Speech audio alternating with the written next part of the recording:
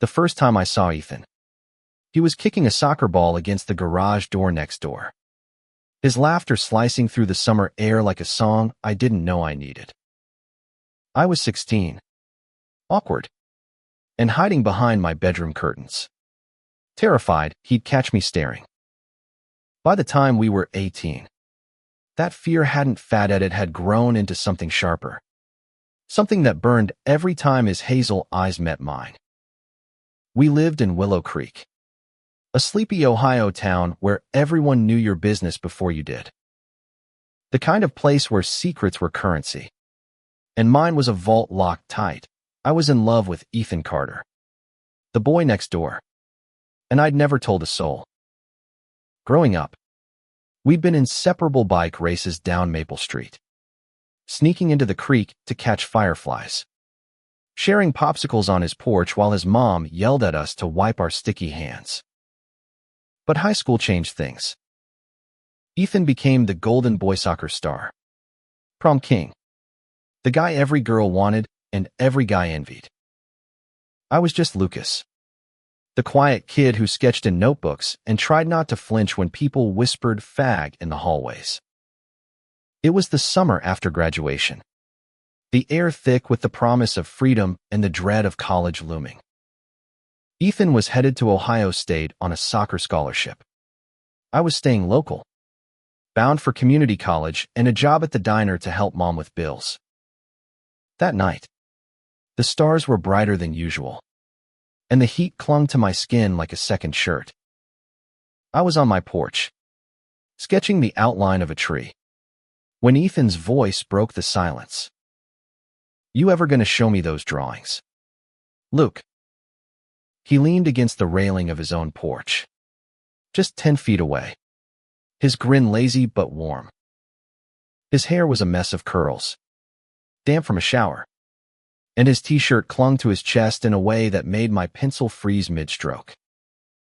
"Maybe when they're worth showing," I mumbled, my heart doing that stupid flip it always did around him.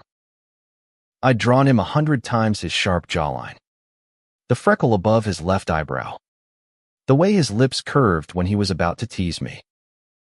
Those sketches stayed hidden in a box under my bed, where no one could find them. He hopped over the low fence between our yards, landing with the ease of someone who'd done it 1,000 times. "Come on, man. You're too hard on yourself."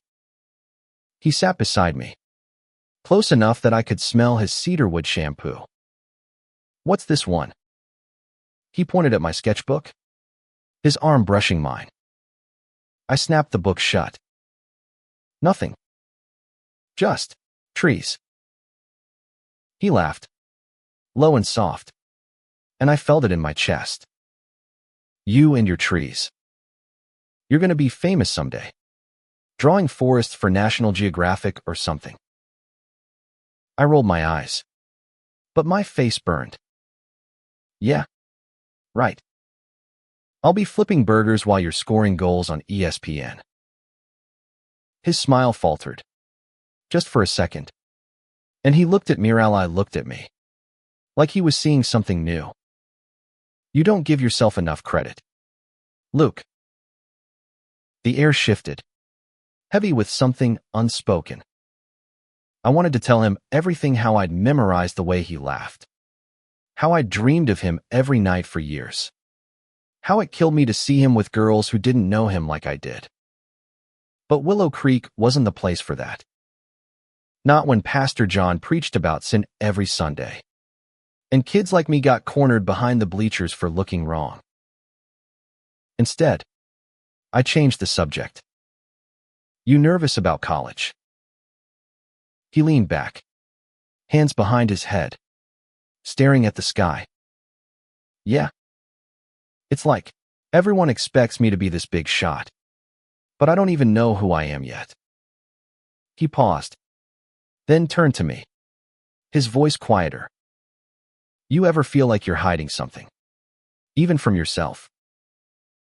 My breath caught. Did he know? Had he seen the way I looked at him? I forced a laugh. "Shaky. All the time."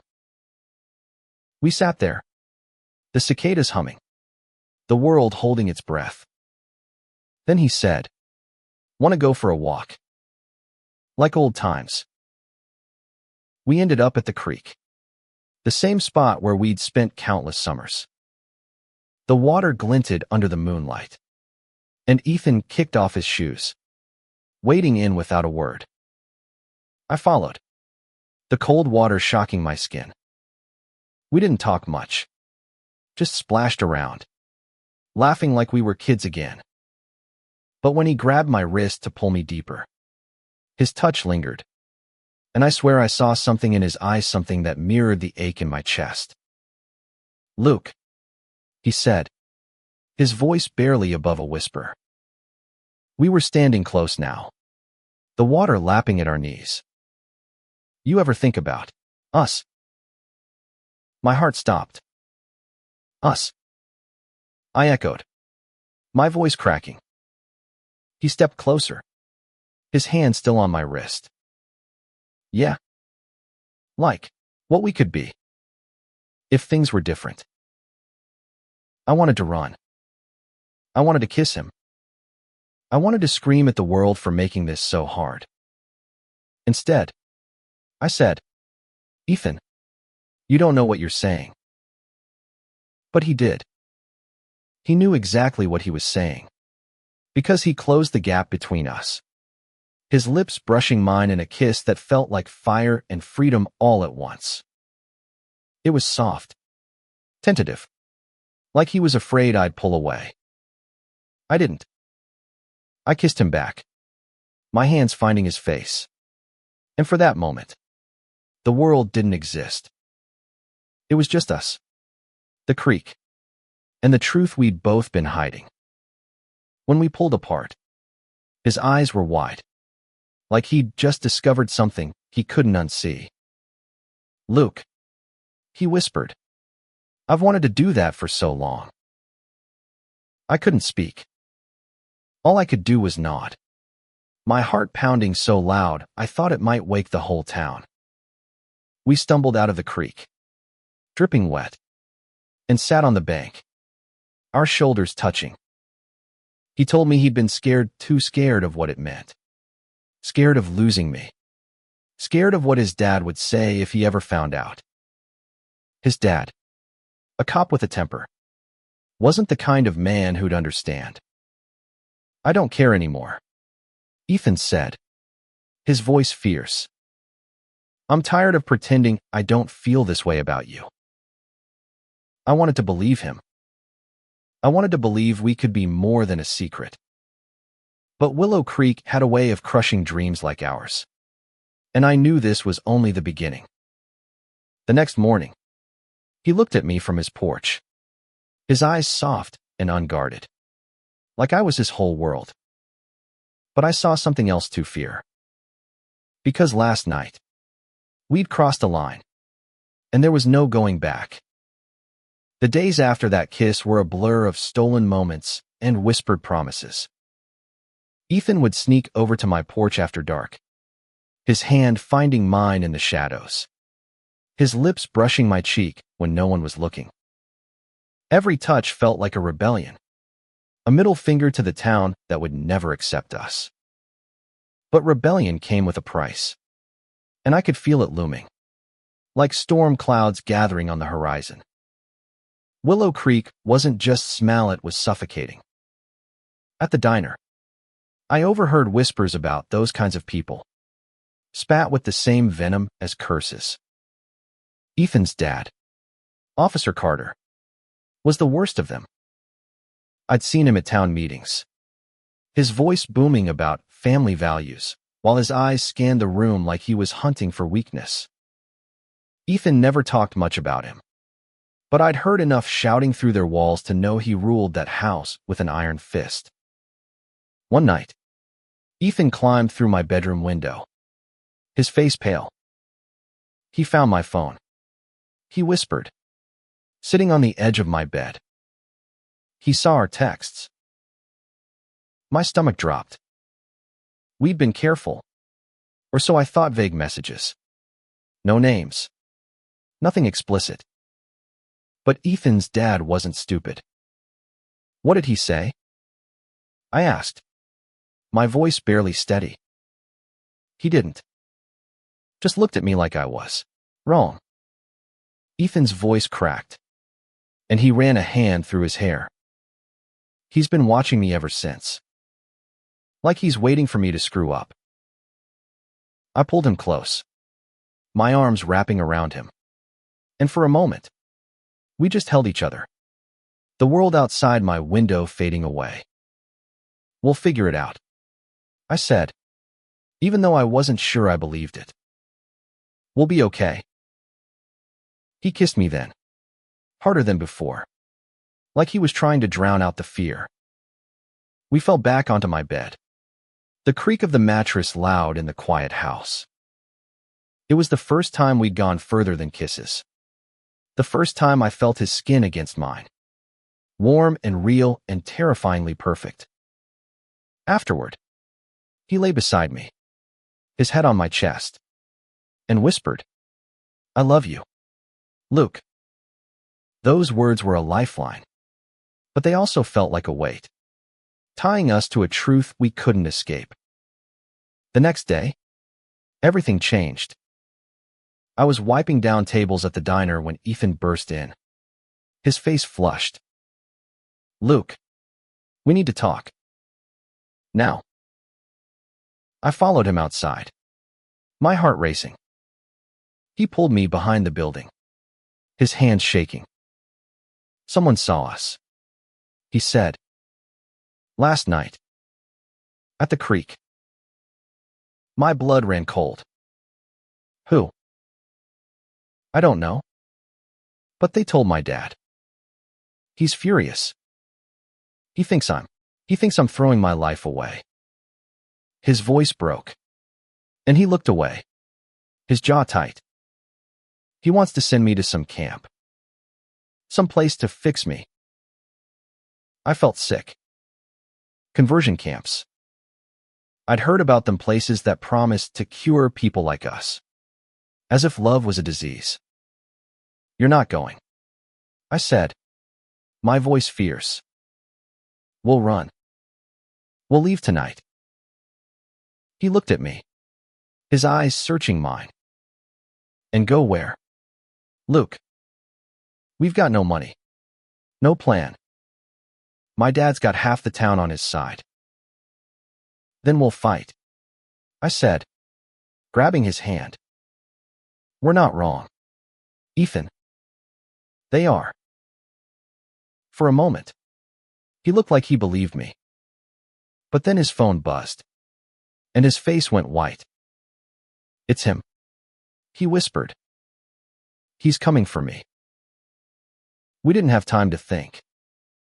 I grabbed my keys, and we ran to my beat-up Honda, peeling out of the parking lot like we could outrun the whole town. We drove to the edge of Willow Creek, to an old barn where we used to hide as kids. It was falling apart, but it was ours, a place no one would look. Inside, we sat on the hay-strewn floor, our breaths heavy. I can't go back, Ethan said, his voice raw. He'll never let me be me.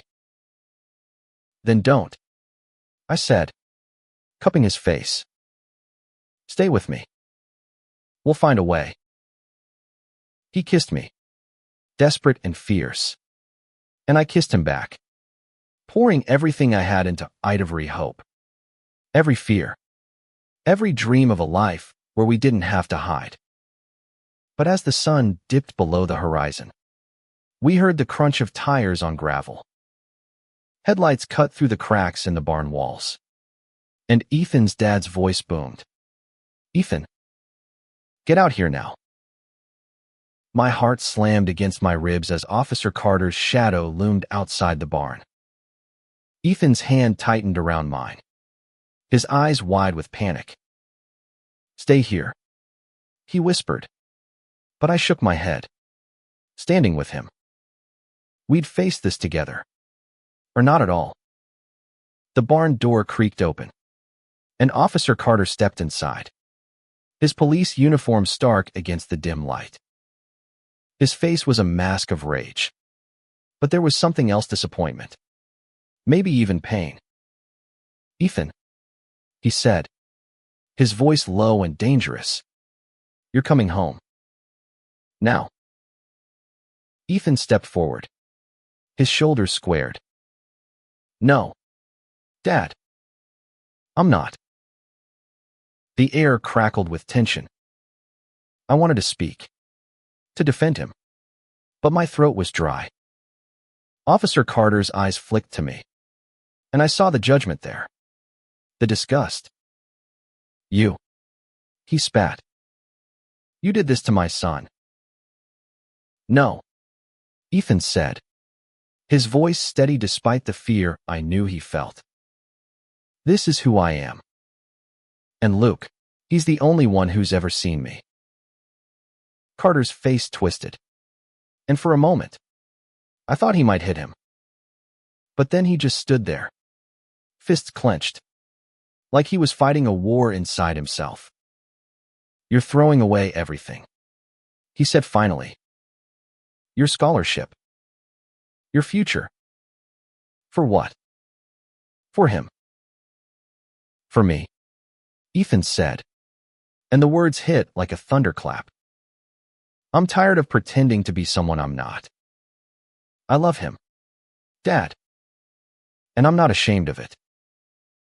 The silence that followed was deafening.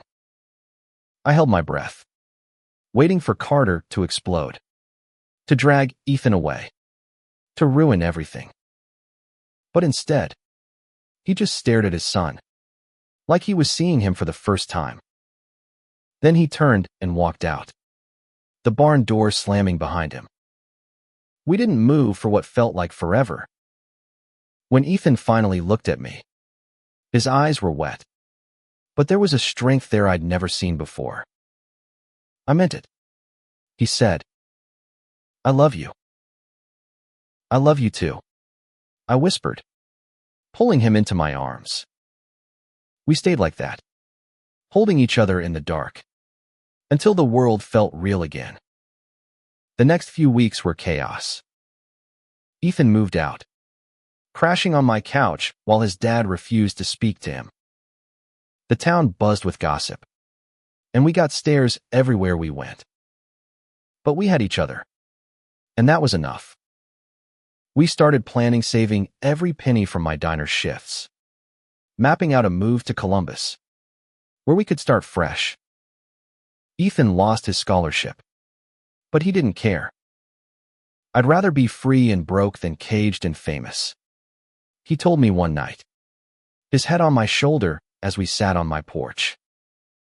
One day, a letter arrived from Ethan's mom. She'd left Willow Creek years ago, unable to handle Carter's temper, but she'd heard about us. "I'm proud of you," she wrote. "Live your truth, Ethan, and take care of Lucas." Enclosed was a check enough to cover our first month's rent in the city. The day we left Willow Creek, the sun was high, and the air smelled like possibility. We packed my Honda with everything we owned, which wasn't much, and drove toward Columbus. Ethan held my hand the whole way, his thumb tracing circles on my skin. At a gas station halfway there, he pulled me into a kiss right in the open, where anyone could see. For the first time, I wasn't afraid. We found a tiny apartment above a bookstore, with creaky floors and a view of the city skyline. It wasn't much, but it was ours. Ethan got a job coaching youth soccer, and I started art classes, sketching the world we were building together. Some days were hard, money was tight, and the world wasn't always kind. But every night, when Ethan looked at me like I was his whole world, I knew we'd made it. Our love wasn't a rebellion anymore. It was a promise to live, to fight, to be us, no matter what.